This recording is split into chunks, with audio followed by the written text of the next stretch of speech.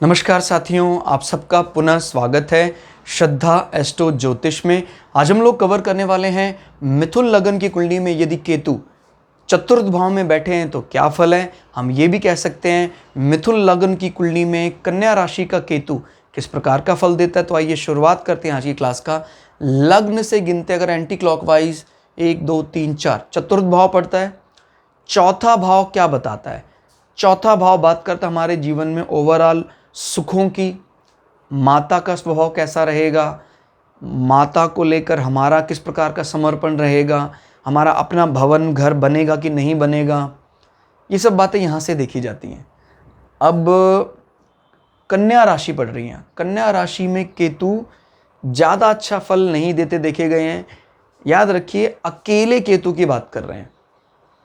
यहीं पर अगर बुध साथ बैठ जाए तो बुध और केतु में कहीं ना कहीं मैत्री है, लेकिन मैंने बताया आपको बुध और केतु का मिलन कहीं ना कहीं जीवन में एक अतिरिक्त दोष दे सकता है। बुध और केतु का मिलन कहीं भी व्यक्ति को ट्रांसजेंडर की तरफ बढ़ाता है या सेम सेक्स के प्रति जो आकर्षण है वो बुध और केतु के प्रभाव में आता है।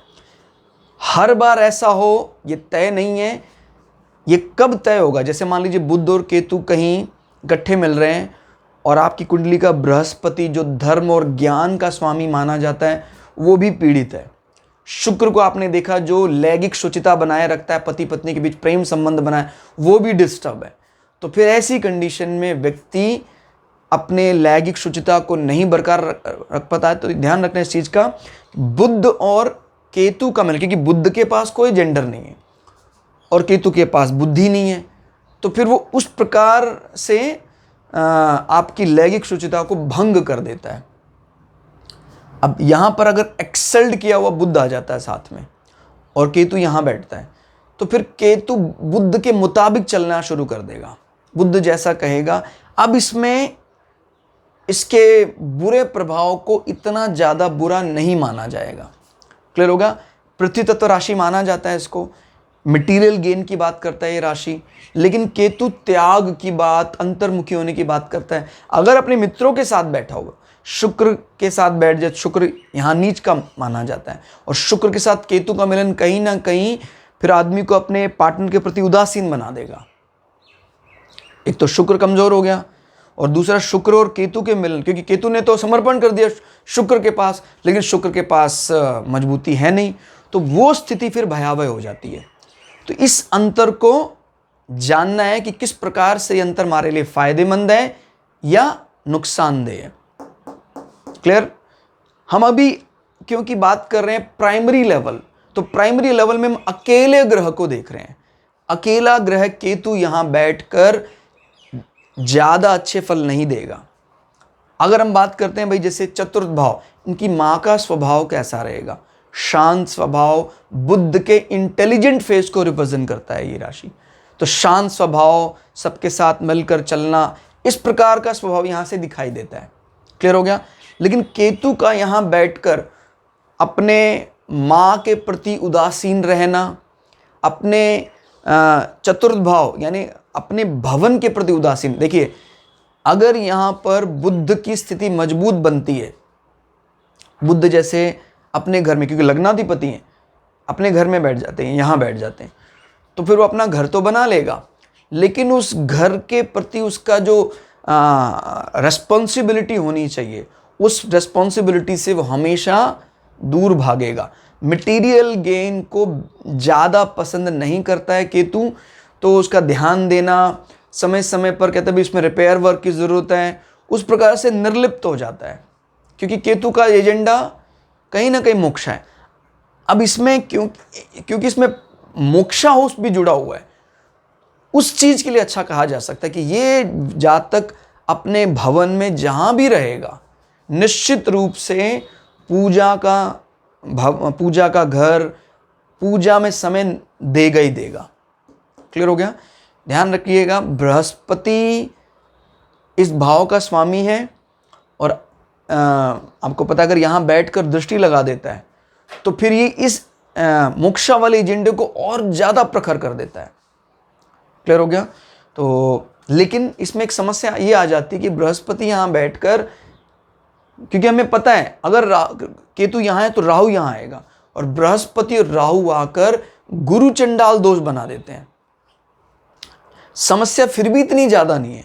गुरु चंडाल दोष अगर किसी और घर में बने जहां बृहस्पति की कम चलती है तो वो प्रभाव गुरु चंडाल दोष का ज्यादा माना जाएगा, यानी आपका ज्ञान, मोरल वैल्यू, शिक्षा, इन सब चीजों को कमजोर कर देगा। शिक्षा अधूरी रह जाती है, जो भी आदमी के एथिक्स मोरल्स होते हैं वो डगमगाने लग जाते हैं, बड़ी जल्दी अपने एथिक्स को सरेंडर कर देता है गुरु चंडाल दोष में। तो लेकिन ये देखना है कि क्या बृहस्पति अपने घर में बैठकर गुरु चंडाल दोष आ रहा है उसको। अगर बृहस्पति अपने घर में है तो देखिए घर वाले की तो सबसे ज्यादा चलेगी।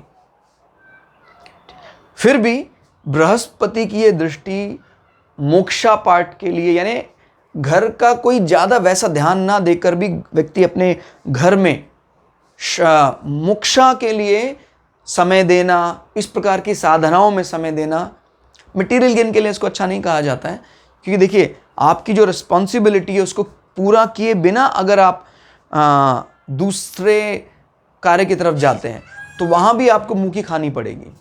तो ये आपकी चतुर्थ भाव की जो मटेरियल गेन वाली रिस्पॉन्सिबिलिटी है उसको पूरा करने के प्रति आपका रवैया, उस रवैये को उदासीन बनाता है केतु का यहाँ बैठना।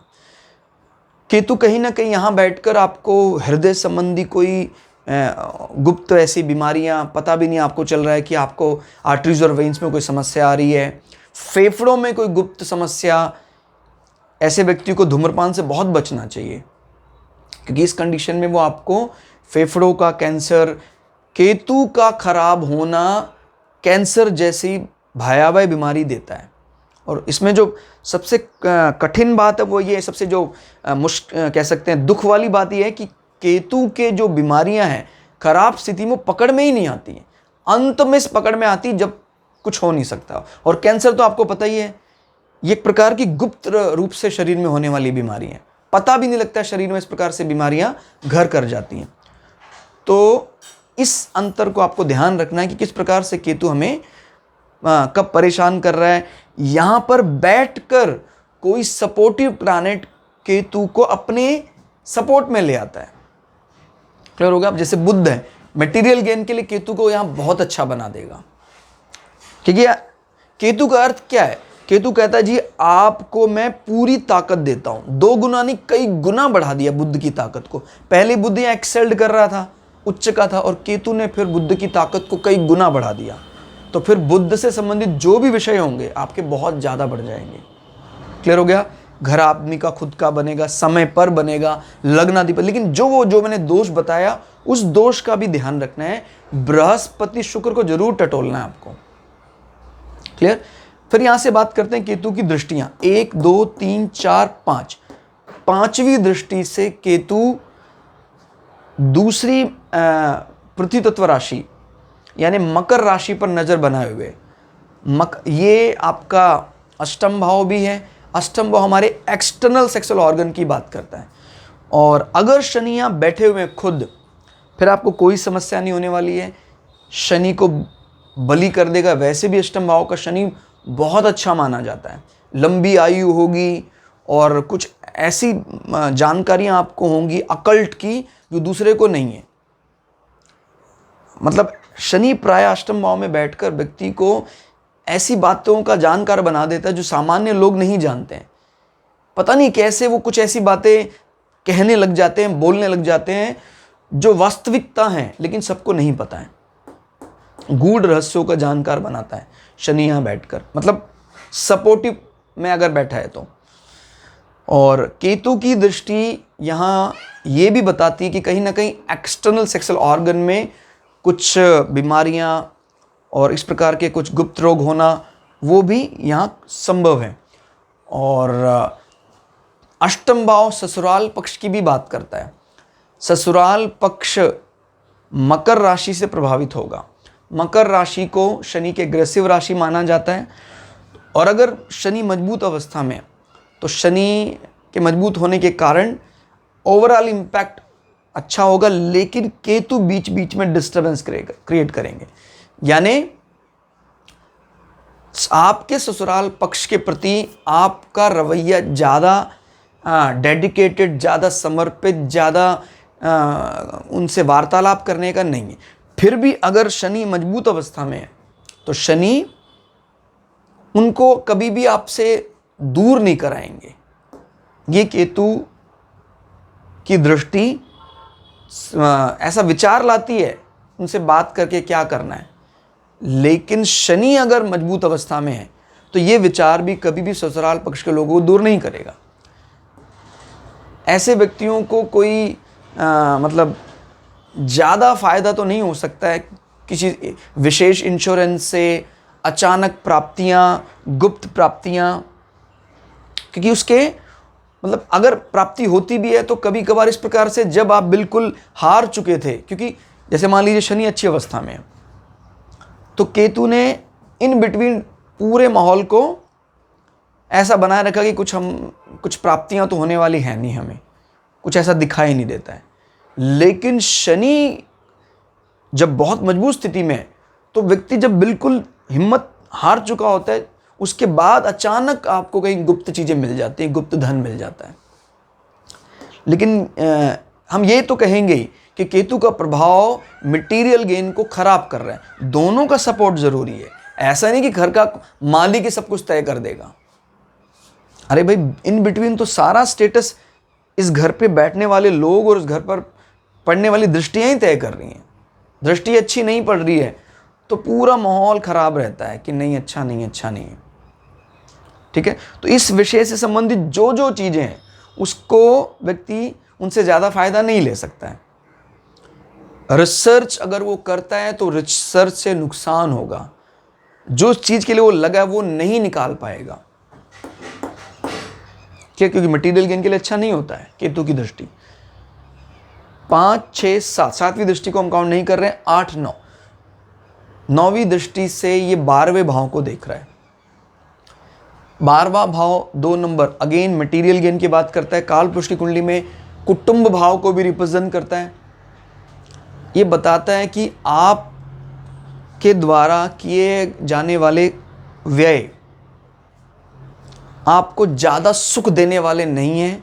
इसको आप अपव्यय की दृष्टि से देखते हैं। दूसरे जाति के लोगों के साथ आप ज़्यादा आपका रवैया मिलनसार नहीं रहेगा। ध्यान रखिएगा, केतु का यहाँ बिगड़ाव दूसरे प्रांत, दूसरे क्षेत्र, फॉरेन लैंड के लोगों के साथ दूरियां लाता है बिना विवाद के, और राहु का बुरा प्रभाव दूरियां लाता है वाद विवाद के साथ।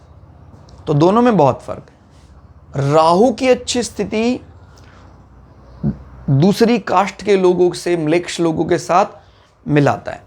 केतु की अच्छी स्थिति वर्ण संकर के साथ मिलाकर रखता है, बिना ज़्यादा बोलचाल के भी उनसे आदमी मिलकर रहता है। लेकिन अभी क्योंकि मटेरियल गेन वाली राशि है जहाँ राहु अच्छा फल देता है, केतु की दृष्टि ज़्यादा अच्छी फल नहीं मानी जाती है। तो ये कहीं ना कहीं directly indirectly related to your kutumb also. ऐसे अपव्यय आपके कुटुंब को भी आपसे दूर करते हैं। कारण दूरस्थ स्थान, फॉरेन लैंड, फॉरेन पीपल हो सकता है। क्लियर? तो इन सारे विषयों को, जहाँ तक बात आपके फुट पैरों की है, पैरों का सबसे निचला हिस्सा, उसमें भी कोई ना कोई स्किन डिजीज, कोई ऐसी समस्याएं हो सकती हैं। तो कुल मिला के देखा जाए तो राहु केतु यहाँ ज़्यादा अच्छा फल नहीं देते हैं। ये बात ध्यान रखनी है कि केतु यहाँ खराब है तो राहु भी यहाँ खराब ही है। मोस्ट ऑफ द केसेस, हमेशा ऐसा तो नहीं होता है कि राहु खराब है तो केतु भी खराब, लेकिन सामान्यता, क्योंकि एक दूसरे के 180 डिग्री पर रहता है। तो आज की क्लास में इतना ही। क्लास आपको कैसी लगी कमेंट करके जरूर बताइएगा। मिलते हैं अगली क्लास में, तब तक के लिए जय श्री भगु पराशरा, जय श्री शुक्राचार्य, नमस्कार।